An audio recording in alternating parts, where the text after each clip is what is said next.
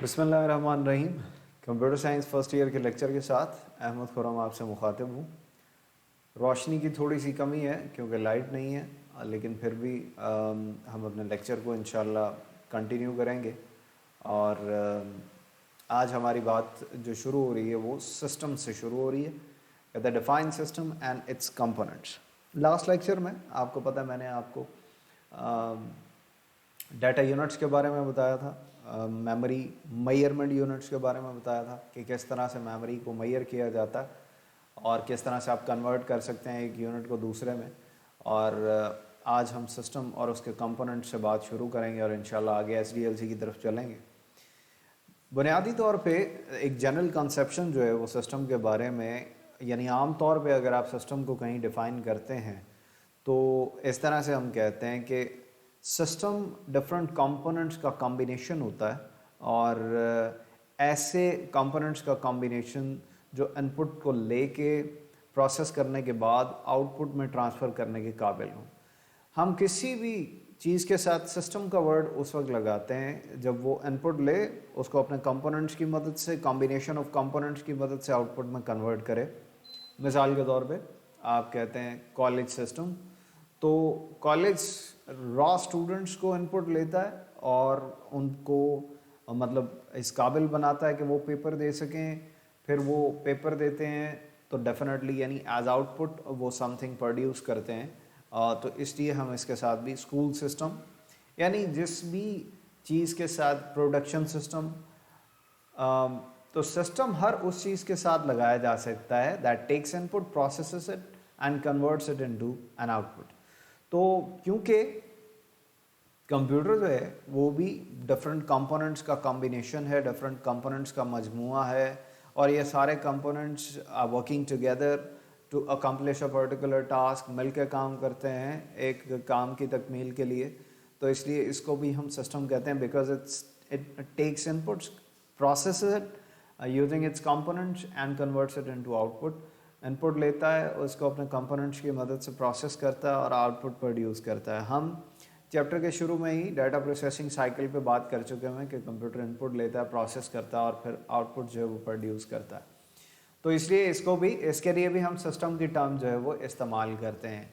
तो a system is a combination of different component. जैसे computer है, कंप्यूटर में इनपुट डिवाइसेस भी हैं, प्रोसेसिंग डिवाइस भी है, फिर आउटपुट डिवाइसेस भी हैं, ठीक है, तो मेमोरीज भी हैं स्टोरेज के लिए। तो इन कंपोनेंट्स का कॉम्बिनेशन है computer that work with each other to perform specific task, जो मिल के काम करते हैं। आपको पता है कंप्यूटर सिस्टम में एक काम की जो अकम्पलिशमेंट होती है, एक काम की जो तकमील होती है, उसमें ये बहुत सारी डिवाइसेस इन्वॉल्व हो जाती हैं। उसमें हो सकता है हार्ड डिस्क से उसको फैच किया गया हो, फिर उसको रैम तक लाया गया हो यूजिंग बस, और रैम से फिर उसको जो है वो ट्रांसफ़र किया गया हो फर्दर जो है सीपीयू तक, फिर सीपीयू उसको राइट बैक करे आउटपुट डिवाइस पे, ठीक है, पहले आईओ यूनिट तक पहुंचेगा फिर आउटपुट डिवाइस तक पहुंचेगा। सो लॉट्स ऑफ कंपोनेंट्स उसमें जो है एक छोटे से टास्क में मिल के काम कर रहे होते हैं, एक कोऑर्डिनेशन के साथ काम कर रहे होते हैं, ठीक है। तो different procedures are use to perform different task in the system. तो हर जिस किस्म का काम होगा, जिस किस्म का टास्क होगा, उस किस्म के प्रोसेस से उसको गुजारा जाएगा, उस किस्म के प्रोसीजर से उसको गुजारा जाएगा। जैसे कंप्यूटर मशीनरी जो है वो बहुत सारी आउटपुट्स के लिए मैं अक्सर बात करता हूँ कि बनाई गई है। तो एक पर्टिकुलर टास्क जो है वो अपने एक पर्टिकुलर प्रोसेस से गुजरेगा, एक पर्टिकुलर प्रोसीजर से गुजरेगा, फिर जाके उसकी आउटपुट जो है वो क्रिएट होगी। तो a procedure is a set of steps perform in regular and specified manner. जो प्रोसीजर की उसने बात की उसको उसने डिफाइन भी कर दिया। प्रोसीजर जो है वो एक predefined set of steps होता है, क्योंकि आप जब किसी इनपुट को लेते हैं तो एक सोची समझे लॉजिक के तहत, एक प्री डिफाइंड लॉजिक के तहत उसको तकमील तक पहुंचना होता है, स्टेप बाय स्टेप, कि पहले इस पे ये काम होगा, फिर ये होगा, फिर ये होगा।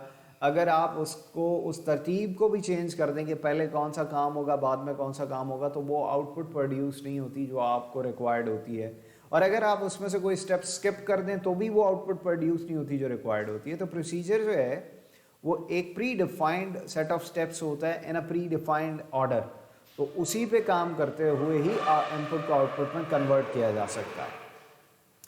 तो for example the registration of student as a procedure and education system, जैसे स्टूडेंट की रजिस्ट्रेशन किसी कॉलेज में किसी स्कूल में, ये एक पूरा प्रोसीजर है, स्टेप बाय स्टेप उस पर हम जो है वो अमल पैरा होते हैं।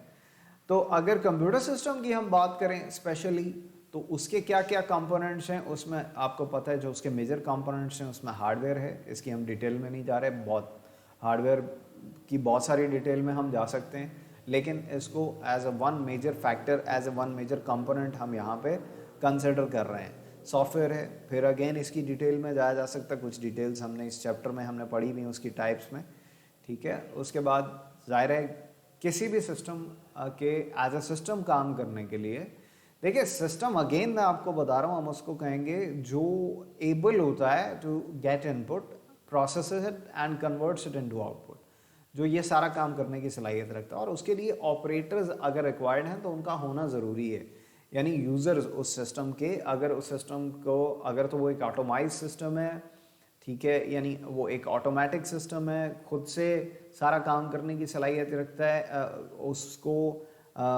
इनडायरेक्ट इनपुट की ज़रूरत नहीं है, तो दैट इज़ गुड इनफ। लेकिन अगर उसको यूज़र की जानिब से इनपुट की, ऑपरेशनल मैकेनिज़्म की ज़रूरत है, तो फिर उस सिस्टम में ज़ाहिर है उसके यूज़र्स भी इन्वॉल्व हैं, यूज़र्स के बगैर फिर वो सिस्टम नहीं है, ठीक है। तो यूज़र्स जो उसको यूज़ करने वाले हैं, पीपल जो उसको ऑपरेट करेंगे, और data and information, data as you know is the input of a computer system, as information, and information is the output of a computer system, so input output both इसमें involve हो जाते हैं system में, communication system. And further अगर आपने जो output generated है from the system उसको आगे भी पहुंचाना है, उसको कम्युनिकेट भी करना है, तो कम्युनिकेशन सेटअप यानी एक नेटवर्क का होना भी ज़रूरी है।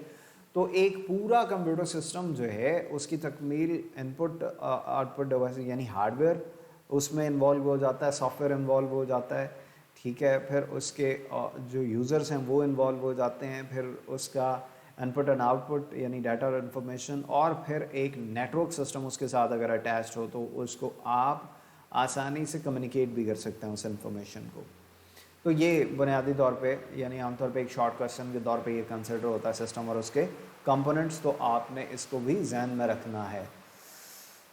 एक थोड़ा सा हमारा डिटेल्ड और लेंथी टॉपिक आ गया हमारे पास SDLC।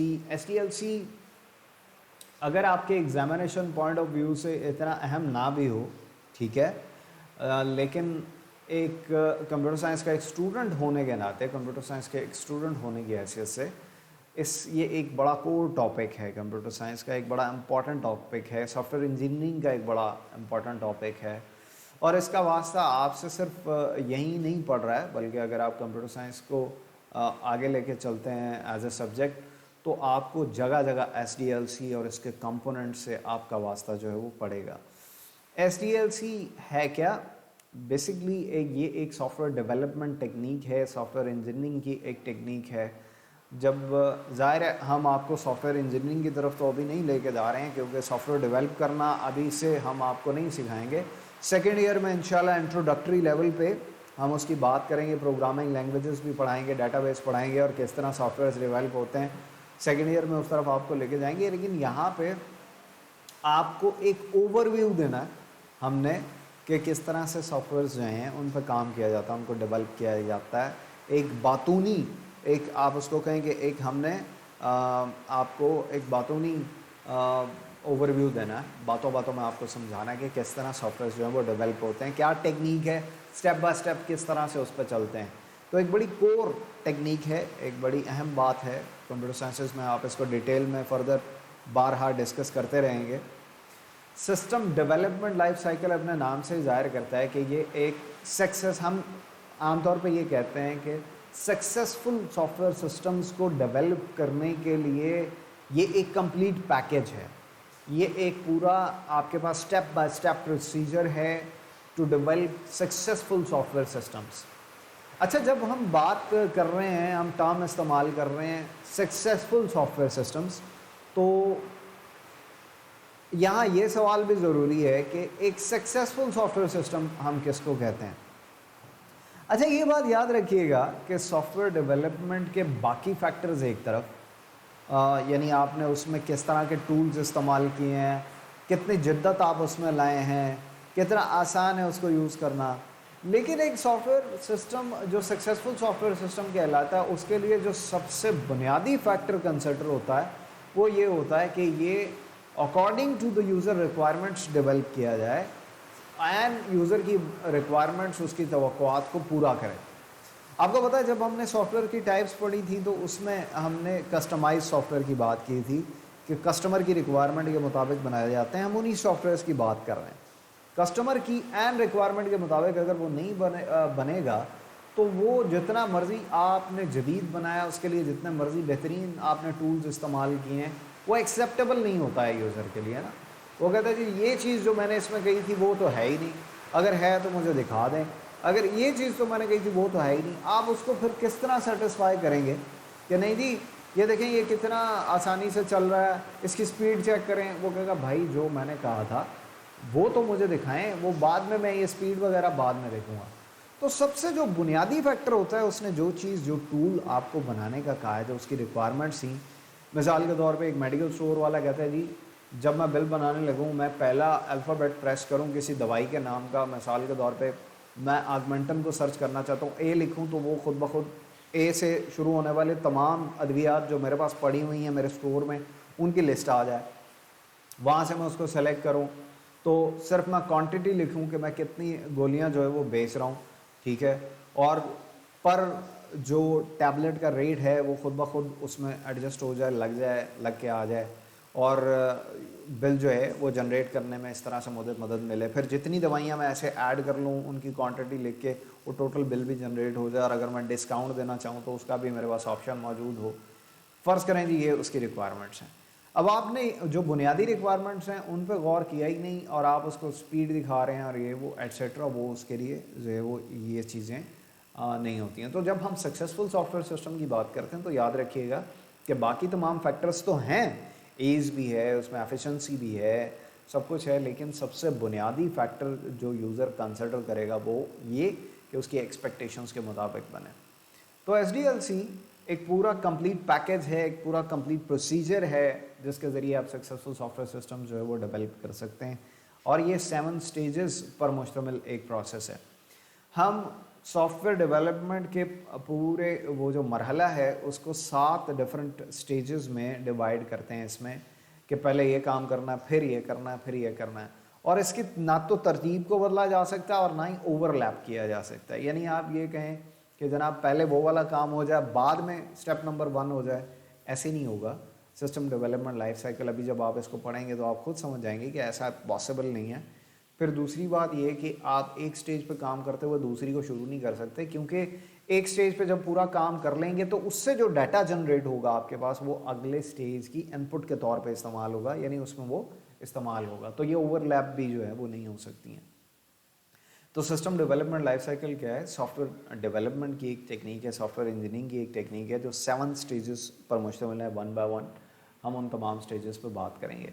SDLC stands for system development life cycle. It's a set of different steps, जैसे मैं आपको बता रहा था, that are perform to develop a system, जिनको आप इस्तेमाल करेंगे एक सक्सेसफुल सॉफ्टवेयर सिस्टम को डेवलप करने के लिए। और अगर आप जो रिक्वायरमेंट्स हैं SDLC की इन 7 स्टेजेस की जो हम पढ़ने जा रहे हैं, आप अगर उनको उसी तरह से यूटिलाइज़ करें, उसी तरह मनोन उस पर अमल करें, तो आप वाकई एक सक्सेसफुल सॉफ्टवेयर सिस्टम डेवलप जो है वो कर सकते हैं। बाकी कोडिंग शोडिंग वो डेफिनेटली हम उस तरफ नहीं आपको लेके जा रहे हैं। अगेन मैं बता रहा हूँ कि ये ऐसा नहीं है कि SDLC पढ़ के आप कोई सॉफ्टवेयर इंजीनियर बन जाएंगे। हम आपको ओवरव्यू बता रहे हैं कि सॉफ्टवेयर इंजीनियर्स काम किस तरह से करते हैं। So it's an organized way of developing successful systems, और it consists of different phases, जिसमें preliminary investigation है, system analysis है, system design है, फिर system coding आती है, फिर उसके बाद system testing है, और system implementation है, फिर system maintenance है। और इसकी तरतीब ऐसे ही है जिस तरह यहाँ पे मेंशन की गई है, इसकी तरतीब को भी बदला नहीं जा सकता। अच्छा, यहाँ पे सारी स्टेजेस को शायद डिटेल में ना डिस्कस किया गया हो, लेकिन मैं फिर भी उनके बारे में आपको जो है वो थोड़ा तफसीलन बताना चाहूँगा।